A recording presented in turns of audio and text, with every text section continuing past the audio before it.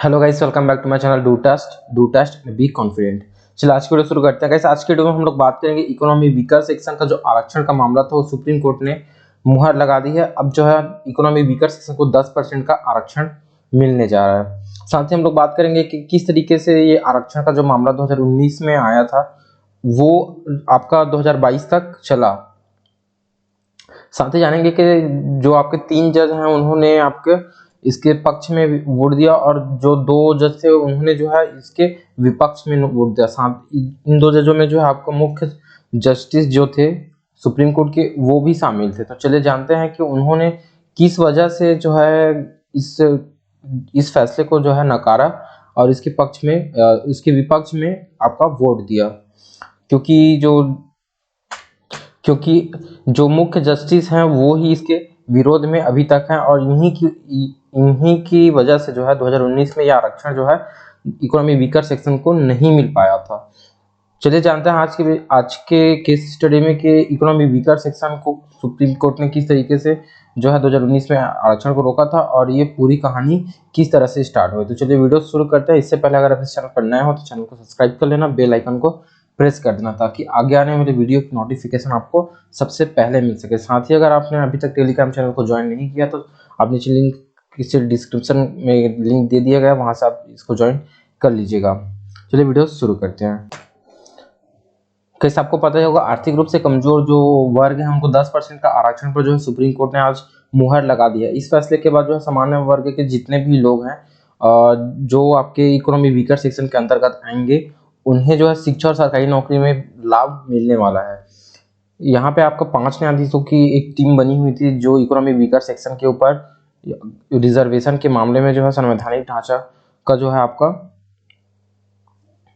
फैसला सुनाने जा रही थी, जिसमें आपके जो 5 न्यायाधीशों में से 3 ने इकोनॉमिकली वीकर सेक्शंस के रिजर्वेशन पर सरकार के फैसले को संवैधानिक ढांचे का उल्लंघन नहीं माना। यानी जो 50% का जो आरक्षण क्राइटेरिया उसको किसी भी तरीके से या फिर संविधान में जो आपके 50% का जो रिजर्वेशन है उसको किसी भी तरीके का कोई उल्लंघन नहीं माना, जबकि 2 ने इसे उल्लंघन माना है। अब जो है आपके 3:2 की वजह से आपके जो 3 न्यायाधीशों की बेंच ने इसे पारित कर दिया है, तो ये जो आपका आरक्षण जो है जारी रहेगा। सबसे पहले ये जान लेते हैं कि ये पेच फंसा कहाँ था। दरअसल आपको पता है कि 2019 में लोकसभा का चुनाव था। पहले एनडीए सरकार ने सामान्य वर्ग के लोगों को आर्थिक आधार पर 10% आरक्षण दिया था। इसके लिए संविधान में 103वां संशोधन किया गया था।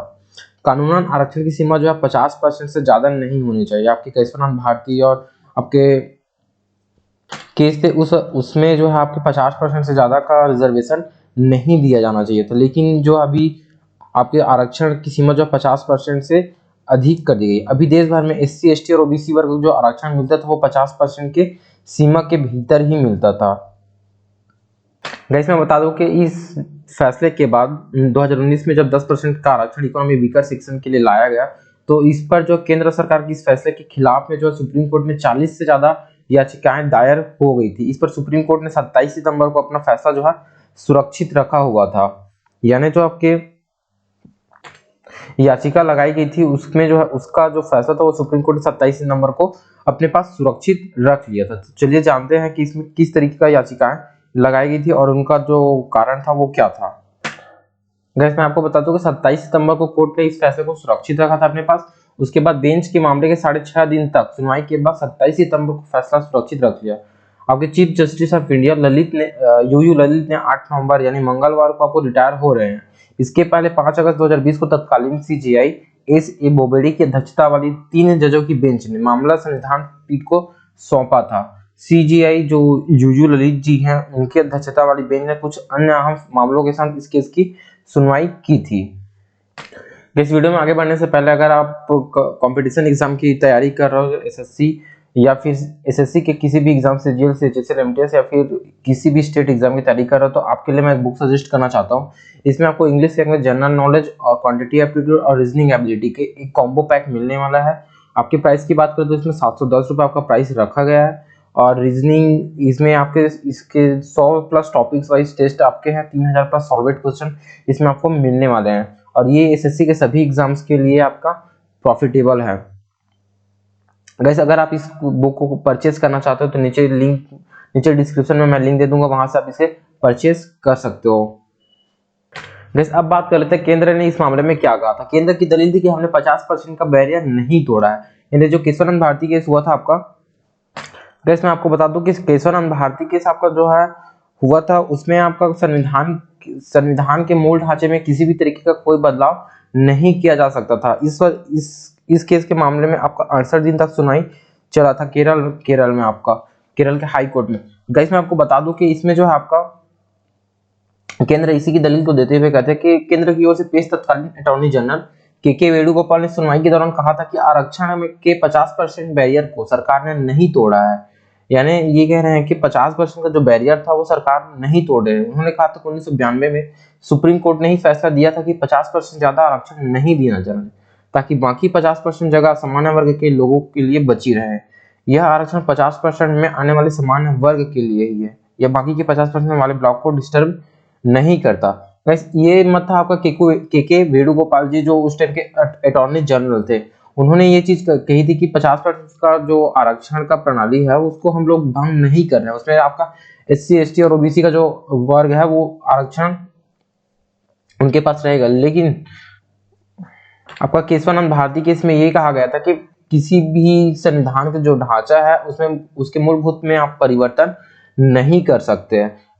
चूंकि जो आरक्षण है वो संविधान का एक मूलभूत एक ढांचा है, तो उसमें आपने 50% का जो बैरियर था वो किसी भी राज्य में क्रॉस नहीं करना चाहिए। लेकिन अभी सरकार ने जो आपका 50% का जो बैरियर है उसको क्रॉस करते हुए अभी आपका अब हो जाएगा 60% का तकरीबन आपका आरक्षण दिया जाएगा। यानी 40% पर ही आप अब जनरल में जो है आपका फाइट किया जा सकता है। गाइस चलिए अब जानते हैं कि आपके मुख्य जज CJI जो हैं उन्होंने क्यों जो है इसके विपक्ष में वोट दिया। साथ ही जो आपके जस्टिस रविंद्र भट्ट जी हैं उन्होंने भी इसके विपक्ष में क्यों वोट दिया, इनकी मतों को जानते हैं। साथ ही जो इनके पक्ष में है उनकी क्या मतें हैं, इन सारी चीजों को जानते हैं, ताकि और हमें और क्लियर हो जाए कि एक्चुअल में ये मामला है क्या, और ये जो आपको 2019 में जो 10% का आरक्षण मिल जाना चाहिए था वो अभी 2022 में जाके क्यों लागू हुआ। गाइस सबसे पहले जान लेते हैं कि विरोध में जो 2 जज थे उनका फैसला किस तरीके का था उनका कथन। सबसे पहले जस्टिस रविंद्र भट्ट की बात करते हैं। आर्थिक रूप से कमजोर और गरीबी झेलने वाले को सरकार आरक्षण दे सकती है, और ऐसे में आर्थिक आधार पर आरक्षण अवैध नहीं है, लेकिन इसमें से SC ST और OBC को बाहर किया जाना असंवैधानिक है। यानी इनका कहना था कि जो गरीब तबके के लोग हैं उनको आरक्षण देना किसी भी तरीके का कोई अवैध कार्य नहीं है, लेकिन SC ST और OBC को भी इस संवैधानिक फैसले में भाग लेना चाहिए, क्योंकि उनके तबके में भी जो है गरीबी रहती है। मैं यहाँ विवेकानंद जी की बात याद दिलाना चाहूंगा कि भाईचारे का मकसद समाज के हर सदस्य की चेतना को जगाना है। ऐसी प्रगति बंटवारे से नहीं बल्कि एकता से हासिल की जा सकती है। ये आपके जस्टिस रविंद्र भट्ट जी कह रहे हैं। ऐसे में इकोनॉमी वीकर सेक्शन आरक्षण केवल भेदभाव और पक्षपात है, ये समानता की भावना को खत्म करता है। ऐसे में इकोनॉमी वीकर सेक्शन को आरक्षण देना गलत बताया। वैसे मैं आपको बता दूं कि जस्टिस रविंद्र भट्ट जी का कहना सिर्फ इतना है कि वो कह रहे हैं कि अगर आप आर्थिक रूप से कमजोर लोगों को जो है आरक्षण देना चाहते हो तो आप SC ST और OBC के जो लोग हैं उनको भी आरक्षण दे सकते हो, क्योंकि इनका जो बैकग्राउंड होता है वो बहुत ही खराब होता है, क्योंकि इनकी आर्थिक स्थिति इतनी अच्छी नहीं होती है कि ये पढ़ लिख के किसी बड़े कंपटीशन एग्जाम को क्लियर कर सके। तो अगर आप आरक्षण जो है आर्थिक स्थिति के आधार पर दे रहे हो तो SC ST OBC को भी जो है आरक्षण देना चाहिए। अगर आप इकोनॉमी वीकर सेक्शन को 10% का आरक्षण सिर्फ इस आधार पर दे रहे हो कि वो गरीब हैं और आपके पास, तो इस मामले में जो है उन्होंने अपनी बात रखी और इस जो इकोनॉमी वीकर सेक्शन के जो दिया जा रहा है आपका आरक्षण उसके विपक्ष में वोट किया। साथ ही chief justice UU Lalit ji ने भी इसी बात को कहते हुए उनका भी समर्थन आया। गाइस अब बात कर लेते हैं इकोनॉमी वीकर सेक्शन के पक्ष में जो 3 जज थे उन्होंने अपना मत किस तरीके से दिया, और साथ ही उन्होंने इसके पक्ष में अपनी क्या बातें कही। तो सबसे पहले जानते हैं जस्टिस दिनेश माहेश्वरी जी की बात। केवल आर्थिक आधार पर दिए जाने वाला आरक्षण संविधान के मूल ढांचे और समानता के अधिकार का उल्लंघन नहीं करता है। यानी इनके कहने का मतलब है कि अगर आर्थिक आधार पर हम लोग आरक्षण दे रहे हैं तो संविधान के मूल ढांचा और समानता के जो अधिकार है उसका उल्लंघन किसी भी तरीके का नहीं होता है। आरक्षण 50% तय सीमा के आधार पर भी इकोनॉमी वीकर सेक्शन आरक्षण मूल ढांचे का उल्लंघन नहीं है, क्योंकि 50% आरक्षण की सीमा अपरिवर्तनशील नहीं है। जस्टिस दिनेश माहेश्वरी जी के कहना यह है कि केवल आर्थिक आधार पर जो आरक्षण दिया जा रहा है वो किसी भी तरीके से संविधान का जो मूल ढांचा है उसमें किसी भी तरीके का उल्लंघन नहीं करता है, और आरक्षण की सीमा जो 50% के भीतर में होनी चाहिए। यानी जो 50% का भीतर का जो आरक्षण का सीमा है उसका उल्लंघन भी इकोनॉमी वीकर सेक्शन को जो आरक्षण मिल रहा है वो नहीं कर रहा है, क्योंकि ये 50% के ऊपर का जो आरक्षण है वो आपको इकोनॉमी वीकर सेक्शन को दिया जा रहा है। यानी जो अगर 50% तक जो है SC ST और OBC को जो आरक्षण दिया जाएगा, उसके बाद जो 50% बचता है जिसमें जनरल के लिए सभी कैंडिडेट्स फाइट कर सकते हैं, चाहे वो SC कैटेगरी को या ST कैटेगरी या फिर OBC कैटेगरी, उसमें जो है आपका 10% का रिजर्वेशन जो है गवर्नमेंट इकोनॉमी वीकर सेक्शन को दे रही है। तो इसमें जो है आपका मूल संविधान का जो मूल ढांचा है उसमें भी कोई परिवर्तन नहीं हो रहा, साथ ही जो आपके 50% का जो रिजर्वेशन है उसमें भी कोई प्रॉब्लम नहीं हो रही है। ये आपके जस्टिस दिनेश माहेश्वरी जी का कहना है। अब बात कर लेते हैं जस्टिस बेला त्रिवेदी जी का।